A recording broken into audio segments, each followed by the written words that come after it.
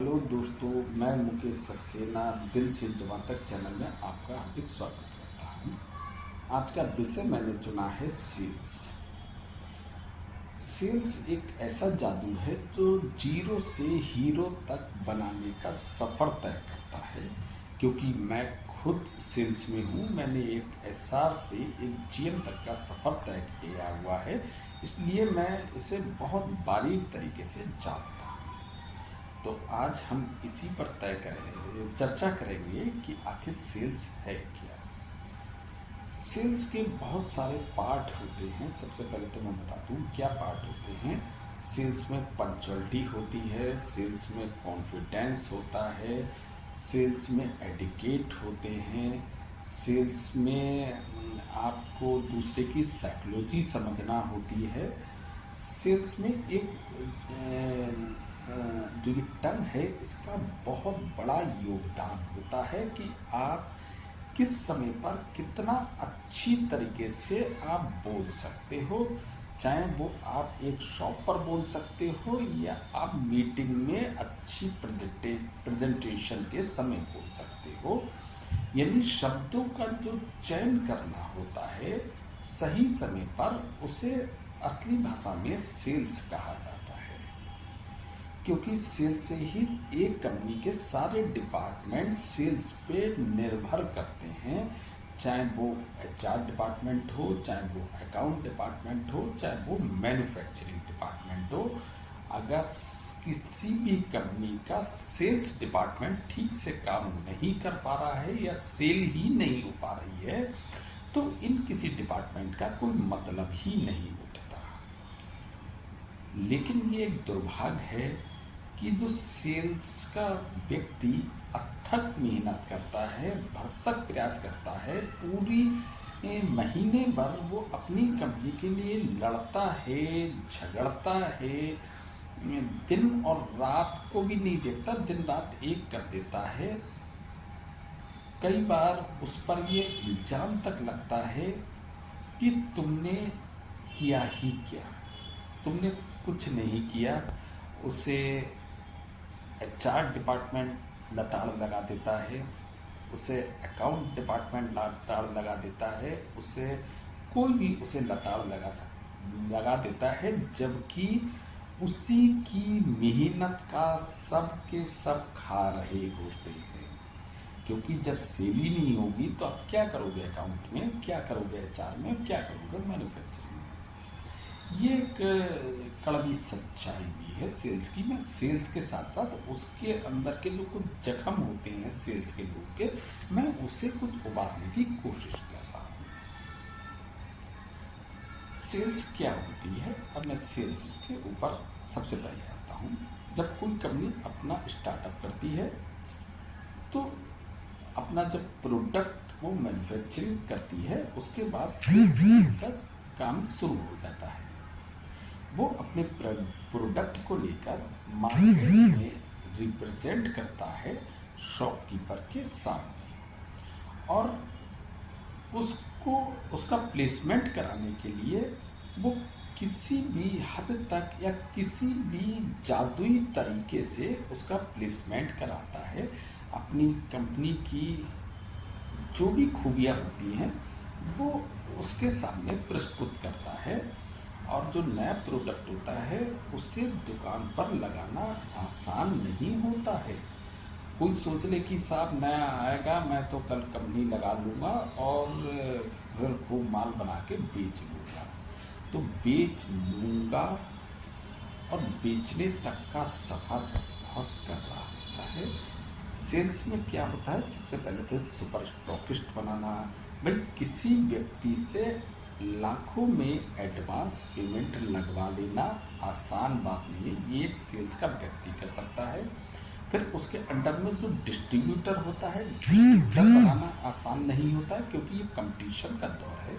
और उसके बाद उस डिस्ट्रीब्यूटर से उस दुकानों तक प्लेसमेंट करवाना भी आसान चीज नहीं है। जो सेल्स का एक व्यक्ति होगा वो ही इन चीज़ों को समझ सकता है, बाकी व्यक्ति शायद इतनी बढ़िया तरीके से उसे नहीं समझ पाएंगे। और बहुत अथक मेहनत के बाद जब वो प्रोडक्ट हल्के हल्के हल्के हल्के चलता जाता है, कंपनी दिन पर दिन ग्रो करती हुई और हाई लेवल पर जब पहुंच जाती है, जिस व्यक्ति ने जीरो से हीरो बनाने का सफर किया है, जिसने दिन और रात की अथक प्रयास क्या किया है, उसने अपने भूख प्यास कुछ नहीं देखा, बस मेरी कंपनी आगे बढ़नी है, किसी भी कीमत पर आगे बढ़नी है। जब वो टॉप पर पहुंच जाती है तो एक दिन हर सेल्स के व्यक्ति को ये सुनना पड़ता है कि तुमने हमारे लिए क्या ही क्या क्या किया। यहाँ तो बहुत सारी संभावनाएं थी जो तुम सेल कर रहे हो, ये तो बहुत ज़्यादा हो सकती थी और इतने से हम फिलहाल संतुष्ट नहीं हैं। अब ये सोचिए उस सेल्स के व्यक्ति पे क्या बीतती होगी जिसने जीरो से आज हीरो जब बना दिया, तब उसे ये बात सुनना पड़ती है। तब एक कंपनी एक नया दौर शुरू करती है, जिसने इतनी मेहनत करी उसको वहीं छोड़ दिया जाता है, वो वहीं का वहीं रह जाता है। कंपनी ग्रो करती जाती है और वो व्यक्ति अगर यहाँ पर है तो वो यहाँ के यहीं बना रहेगा। क्या होता है, अब दूसरा व्यक्ति आके उसमें और इम्प्लीमेंट करने की कोशिश करेगा जो भी है, लेकिन वो व्यक्ति यही कही है। फिर वो एक कंपनी से दूसरी कंपनी से तीसरी कंपनी, जीरो से हीरो बनाने का उसका सफ़र लगातार जारी रहता है। ये एक जख्म है सेल्स पर्सन के। सेल्स की जो रीढ़ होती है वो होता है सबसे छोटा एम्प्लाई, सेल्स रिप्रेजेंटेटिव यानी विक्रय प्रतिनिधि।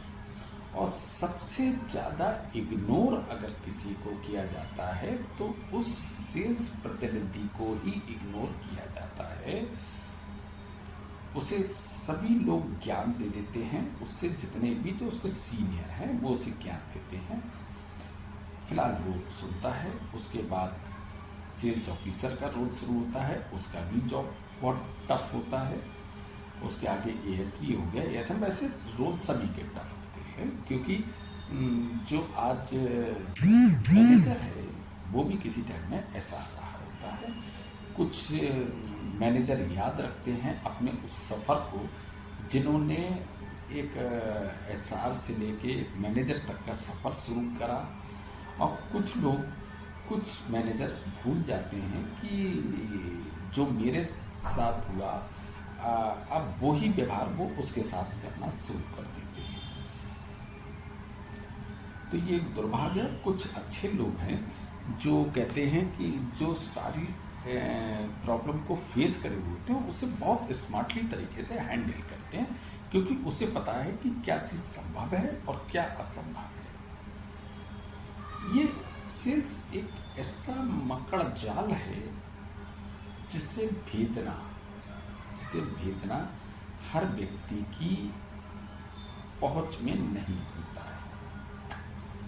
मुझे पता है कि शायद जो मेरा आज का टॉपिक है वो सेल्स के लोग तो समझेंगे और अदर लोग समझ पाएंगे या नहीं समझ पाएंगे, मैं नहीं जानता।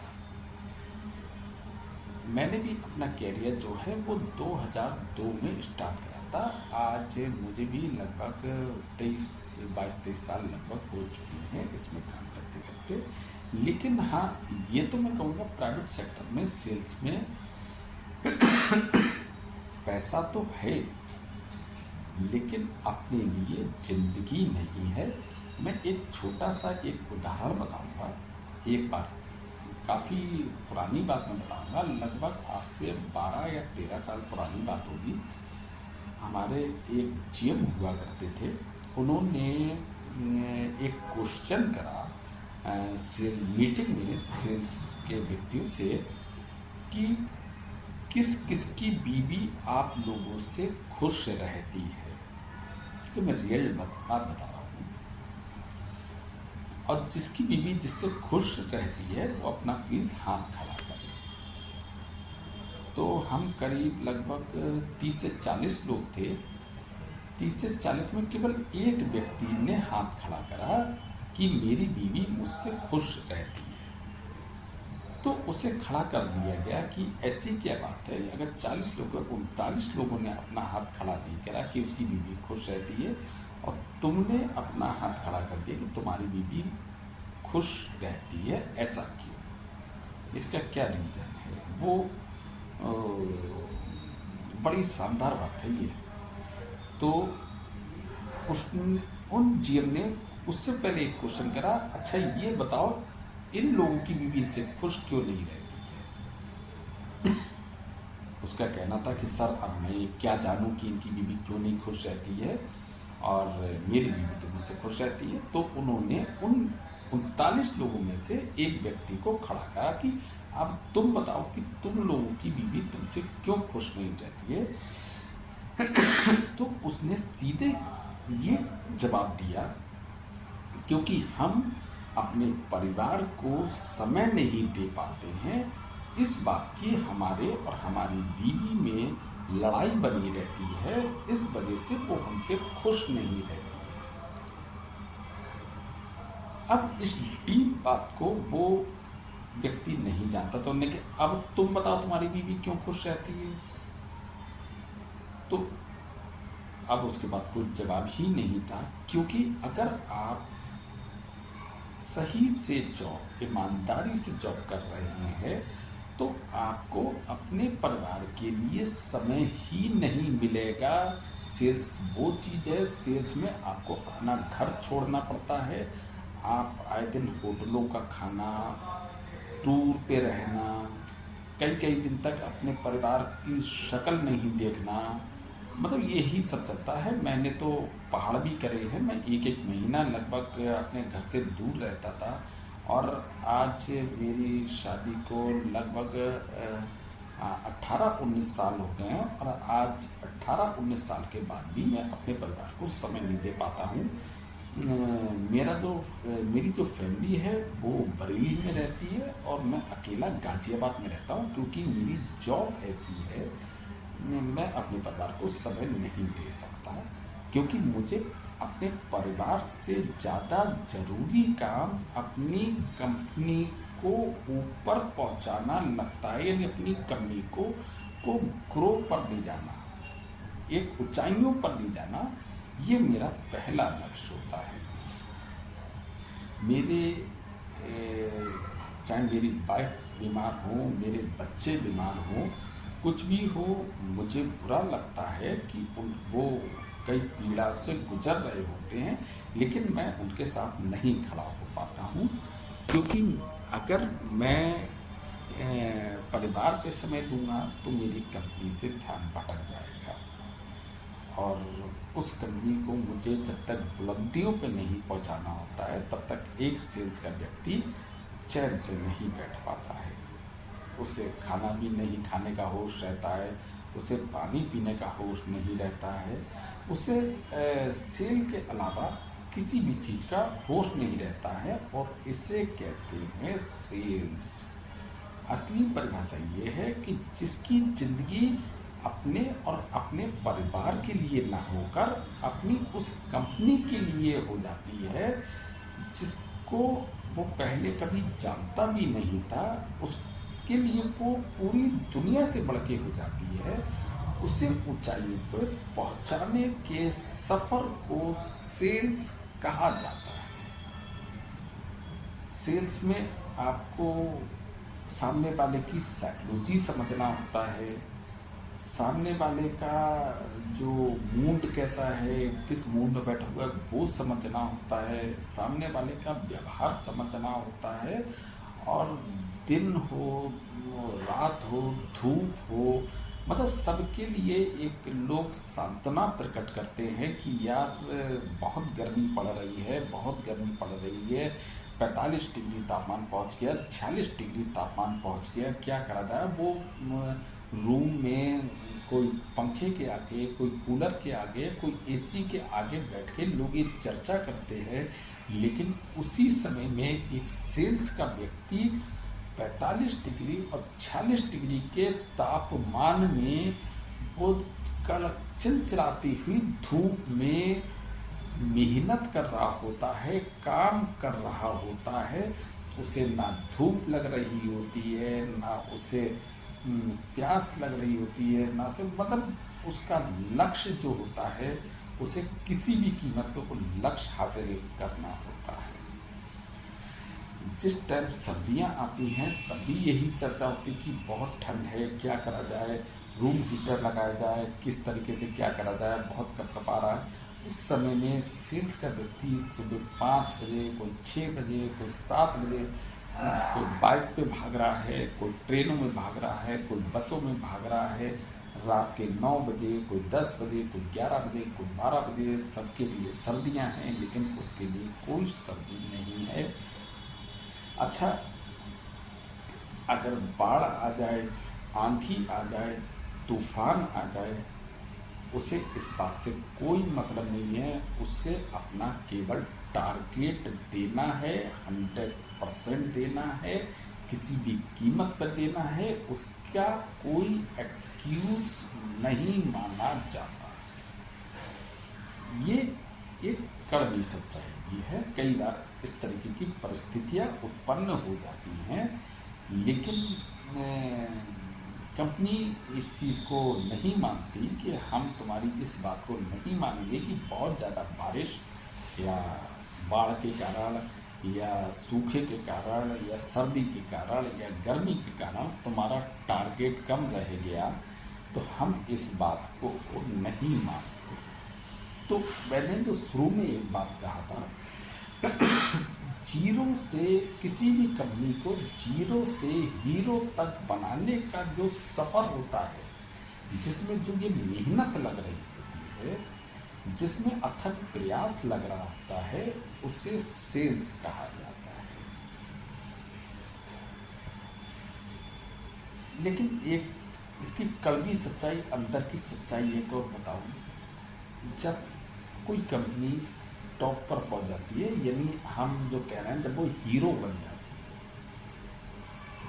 कंपनी तो बहुत ज़्यादा हीरो बन गई, लेकिन जो जिसने उसे उस हीरो तक का सफ़र तय करवाया, वो बेचारा कभी हीरो नहीं बन पाता है। वो अगर वो इस यहाँ पर है तो वो यहाँ के यहीं रहेगा, थोड़ा सा नीचे तो हो सकता है या थोड़ा सा ऊपर, मतलब वो यहाँ के यहीं रह जाएगा। कंपनी बहुत ऊपर निकल जाती है, और यहाँ तक कि बहुत सारे लोगों को अपनी ज़िंदगी में एक बार, 2 बार या कितनी बार ये सुनने को ज़रूर मिल जाता है कि आपने हमारे लिए किया ही क्या किया है, जबकि वो पूरे महीने भर अपनी कंपनी के लिए लड़ता है, झगड़ता है, मेहनत करता है, मतलब कुछ भी नहीं देखता है। एक समय उसके ऊपर ये इल्ज़ाम जरूर लगता है कि आपने हमारे लिए कुछ नहीं किया।